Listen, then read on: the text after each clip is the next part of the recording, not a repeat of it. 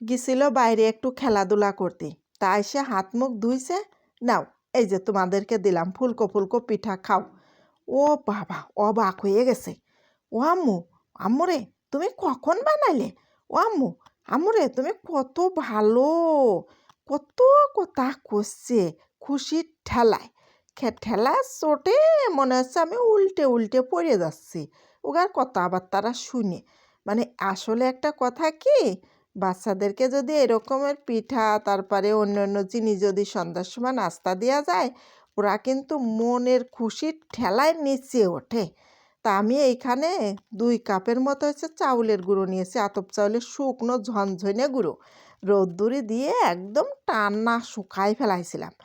আর তাও আবার মেশিনি বাঙ্গাই নিয়ে আইছিলাম। আর এদিকে লবণ দিলাম স্বাদ মতো, হাঁটু মতো পানি একদম গিরে পর্যন্ত দিয়ে দিছি পানি দিয়ে, হাত দিয়ে ভালো করে এইভাবে মাখিয়ে নিতে হবে।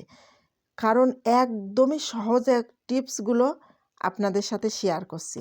অনেকেই বলে পিঠা ফোলে না, হয় না, আটা হয়ে যায়, ভিতরে শক্ত থাকে। তো এইবার দেখেন এই টিপসগুলো ফলো করলে একদমই শক্ত থাকবে না, নরম তুলতুলে পিঠা তৈরি করতে পারবেন। তা ঠান্ডা নর্মাল ওই যে ফ্রিজের ঠান্ডা পানি না, কিন্তু এটা হচ্ছে ট্যাপের ঠান্ডা পানি, ওই পানি দিয়ে তাই গুলাই নিছি। এখন এই যে চুলার উপরে দিয়ে দিছি, হিটটা একটু কমিয়ে দিছি, দিয়ে ভালো করে অনবরত এইভাবে নাড়তেই হবে নাড়তেই হবে। আমি কিন্তু একদম পাতলা গুলিয়ে নিয়েছিলাম হাত দিয়ে মেখে। এখন কিন্তু এইটা নাড়তে নাড়তে একদম আস্তে আস্তে আঠালো ঘন হয়ে যাবে। হ্যাঁ, ঘন হয়ে করে নিতে হবে, নিয়ে তারপরে নাড়তেই হবে নাড়তে হবে, একটু সময় নিয়ে নাড়াতাড়া করতেই হবে। অনেকেই বলে যে পিঠা ফোলে না, পিঠা হচ্ছে চড়াইতে ধরে যায়। যে কোনো টাইমে যখনই খাইতে মন চাবে তখনই এই টিপসগুলো ফলো করে আপনি পিঠা বানায় আপনার বাচ্চার সামনে দিতে পারবেন। আর বাচ্চা খুশিতে তো ধিনতাক ধিনতাক করে নাচতে থাকবে।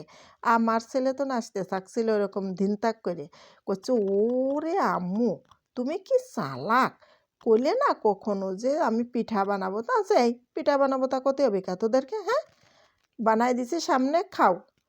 এখন এই যে সব সময় নামাই নিছি, নিয়ে ভালো করে আবার এরকম ঘুরতে হবে, সব সময় এরকম ঘুরতে হবে, ঘুটে ঘুটে ঘুটে ঘুটে একদম নেতা নেতা করে ফেলতে হবে। তা ভালো করে ঘুটে নিও। এদিকে আবার আমি কড়াইটা চুলোর পর দিয়েছি, আমার এটা কিন্তু লোহার কড়াই। হ্যাঁ, তেল টেল কিচ্ছু দেওয়া লাগেনি। দেখো এই যে 2 মিনিটের ভিতরে কি সুন্দর পিঠা হয়ে গেছে দেখছো। এই পিঠা তুমি মন চাইলে গোশ দিয়ে খাবা, শাক পিটেলি দিয়ে খাবা, তারপরে মন চাইলে তুমি ভর্তা দিয়ে খাবা, ধনিয়ার পাতা। তো আমি এবার একটু ধনিয়ার পাতা ভর্তা করে থুইছি। তা ওরা কইছে ধনিয়ার পাতা ভর্তা দিয়ে খাবো আম্মু, তুমি পিঠা বানিয়ে দাও। তো এই যে পিঠাগুলো বানিয়ে দিছি, কি সুন্দর নরম। এই পিঠা কিন্তু দুধের ভিতর দিয়ে ভিজালেও কিন্তু একদম গলে হালুয়া হয়ে যাবে, এত সুন্দর এই পিঠাগুলো। তো এই টিপসগুলো ফলো করে সবাই, যারা যারা এখনও এইভাবে তৈরি করতে পারো না, তারা একটু তৈরি করে খেয়ে দেখো। তা চলে গেলাম, সবাই ভালো থাকো, আল্লাহ হাফেজ।